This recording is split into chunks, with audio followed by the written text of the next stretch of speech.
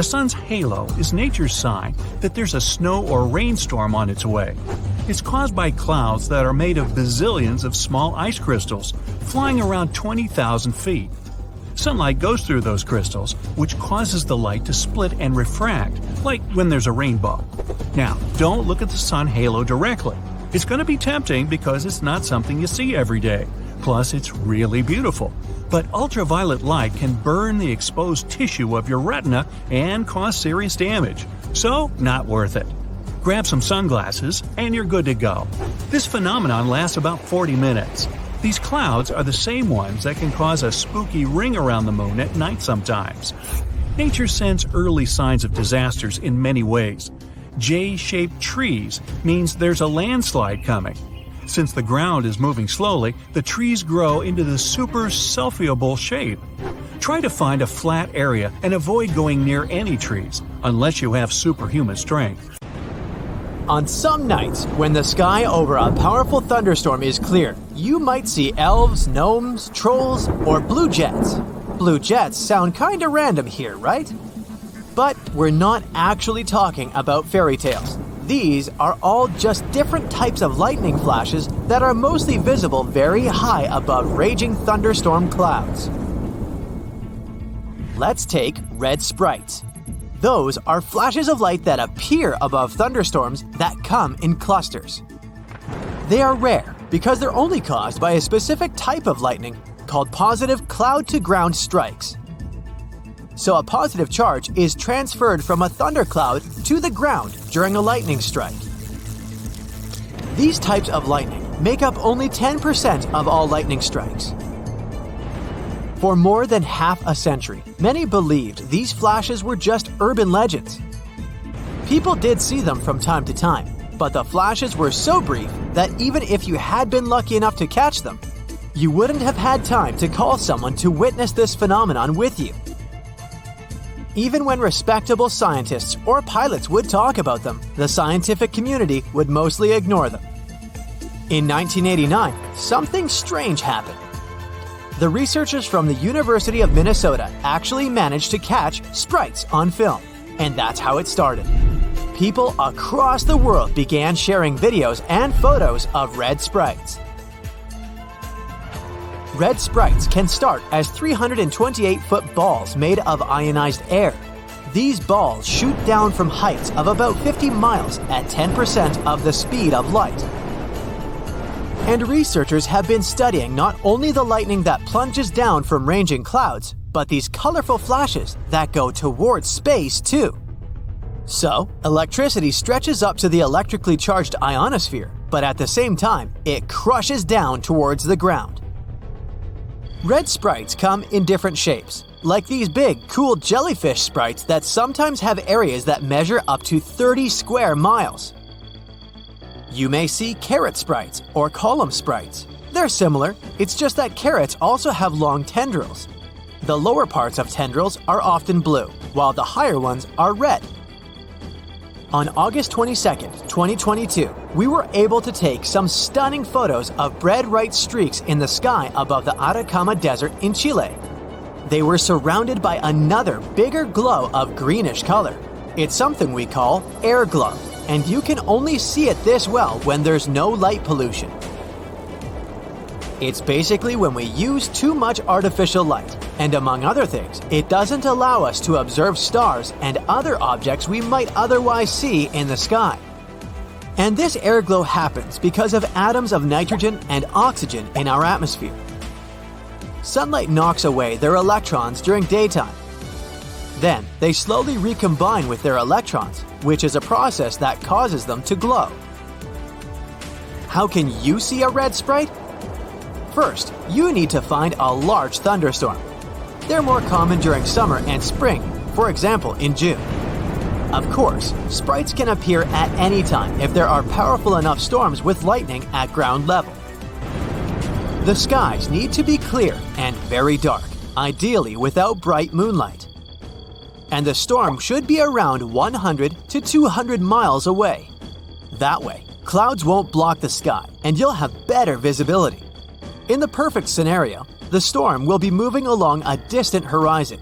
so you'll be able to see everything above the cloud tops. You can track a storm with weather radar. Your eyes need some time to adapt to the darkness around you. Give them some time, about 20 to 30 minutes. Keep your eyes above the clouds and try not to look at the clouds directly. Ignore lightning flashes. A sprite will pop maybe once for every 200 lightning strikes. Don't expect to really capture it on camera. It's not easy. But the view itself will likely be worth the wait. You're on a nice walk on the beach. Sand, sun, not a cloud in the sky. Then, out of nowhere, you see the ocean going back away from the shore. Suddenly, you can even see bits of coral, small fish, and other random small sea animals. That's a good sign to leave. There might be a tsunami on the way. A tsunami is formed when there's an earthquake underwater, and it can hit the coast at 500 miles per hour. It's mostly a Pacific Ocean thing, but why risk it? If there's a channel of choppy water on the beach, stay away. There might be a rip current under the surface that can be extremely dangerous. Sometimes waves hit the shore in a weird way, which forms these rip currents. You might see a strange gap in the waves, or you might notice random bits of seaweed going in all different directions. If you don't ever find yourself caught in a rip current, try to stay afloat and don't waste your energy swimming against the current. Yell out for help and try to float your way along the beach. Once you break out of the channel, swim diagonally to the shore. If you find yourself in the ocean and see a group of sharks swimming, okay, this scenario doesn't sound good either way. Well, the good news is they're not necessarily coming for you. The bad news?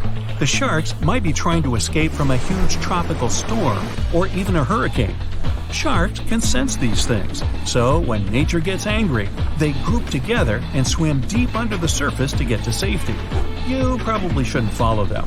Good luck! The golden rule since ancient times: follow the animals. Insects, rats, and snakes leave their homes a couple of days before really big earthquakes. Scientists can't track or really explain how they know it's coming. It seems animals really can sense earthquakes, maybe because they feel those smaller initial shock waves that we don't even notice. What if you see animals running towards you? Well, that could mean you're about to get eaten for breakfast. Or it means there's a wildfire behind them. Amphibians like frogs, toads, and salamanders try to protect themselves by burrowing down into the ground. Others just run. Before you start running alongside them, check to see if you can see smoke. You don't want to sprint flat out for nothing. Well, it's not just animals. We can spot warning signs too. For example, if you notice your hair suddenly starts to stand on end and your jewelry starts to buzz, take shelter right away. Lightning might be about to strike somewhere nearby. If you're outside and can't run into a house, make sure not to stand near any tall structures. Lie flat on the ground. Be near water. Seek shelter under an isolated tree or stand in an open space. And don't stand on top of the Empire State Building. That thing gets zapped hundreds of times a year. The Baltic Sea anomaly. In 2011, a diving team came down to the bottom of the northern part of the Baltic Sea. They went on a treasure hunt, but what they came upon was a pretty weird object. When they took photos and showed them to others, many believed it was a sunken spaceship of another civilization. Other people thought that some natural causes formed the object, but the metals inside the structure definitely couldn't have been formed naturally. Now, some scientists even believe it was something that appeared way back in the Ice Age. Maybe it was even a meteorite that ended up trapped under ice back then. A maelstrom is a whirlpool, some sort of a powerful rotational current that forms when two currents collide and create a circular vortex. Even fearless Vikings were afraid of maelstroms because those were forces so powerful that they could sink large ships. These whirlpools remain dangerous even today, but luckily, not for big modern ships that are large enough to withstand the power of maelstroms. But a cruise ship that gets into a maelstrom usually faces massive waves that can rock even big vessels from side to side pretty intensely. A maelstrom can be so strong it can turn into some sort of an underwater black hole. Yep, black holes are not only present in the cold expanse of space, you can find them here on our home planet too, swirling in the oceans. They're similar to those in space, since they're compacted so tightly that nothing they trap can escape. Underwater black holes often span up to 93 miles in diameter. And if you got into one of those, you probably wouldn't even know it. These black holes act like vortices, but because of their size, even professionals can hardly see their boundaries. Here's something relaxing. Next time you go to the beach, pay attention, and maybe you'll see an optical phenomenon called the green flash. You can see it shortly after sunset or right before sunrise. It occurs when the sun is almost completely below the horizon, while its rim, the upper one, is still visible. For just a second or two, that upper edge of the sun will appear green. It's because you're looking at the sun through thicker parts of the atmosphere as it's moving down in the sky. As it's dipping below the horizon, light refracts, or bends, in the atmosphere and gets dispersed.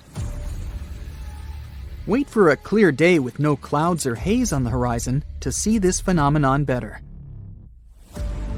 You've been looking forward to a nice swim, only to realize that the water in the ocean is red? Better avoid going in. Florida is known for its red tides. It occurs when the concentration of specific microscopic algae is higher than normal. Thousands of species of algae in marine and fresh waters are mostly harmless to animals and humans. They even help us, since they're an important source of oxygen. But some, like the algae that makes the ocean red, can be extremely dangerous for marine animals, like sea turtles, fish, and seabirds. This kind can grow out of control and produce neurotoxins harmful to humans, especially those who have some respiratory issues. Such people should avoid red tide areas, especially when winds are strong enough to push the algae toward the shore. Volcanoes can spew poisonous gas, ash, and red-hot lava. Those are the most obvious dangers most of us already know about. But submarine volcanoes can be very tricky in their own way.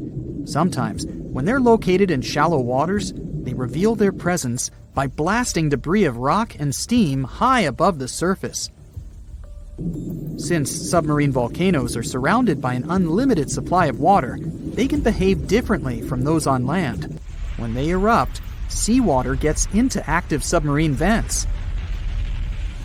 Lava can be spreading across a shallow sea floor, or sometimes even flowing into the sea from land volcanoes. When in water, it may cool down so quickly that it shatters into rubble and sand. So, there are large amounts of volcanic debris left there. You know those popular black sand beaches in Hawaii? That's how they formed. You're relaxing at the beach when suddenly you notice a huge flock of birds. They're excited about something near the water. You get the urge to go and investigate what's going on there. Here's some advice. Sit back down and stay away from the water. I get it, you think you're tough enough to handle a few pecks from a seagull. But it's not the birds that have me worried. It's what's lurking beneath the water. Fish are a staple of many diets across the animal kingdom, both above and below the ocean. Tuna, squid, and octopus, as well as marine mammals like seals, all prey on a wide variety of smaller fish. Species such as bluefish and striped bass are their favorite dinner-time meal. They're also the favorite of another ultra-predator, which is why you shouldn't join those birds by the water. If you do, you're risking an encounter with a creature that can measure up to 20 feet long. That's 3 times the size of an average human. These are the size credentials of a great white shark. If there are fish around, they may come up near the ocean's surface to feed. A great white shark has the strongest bite force among animals.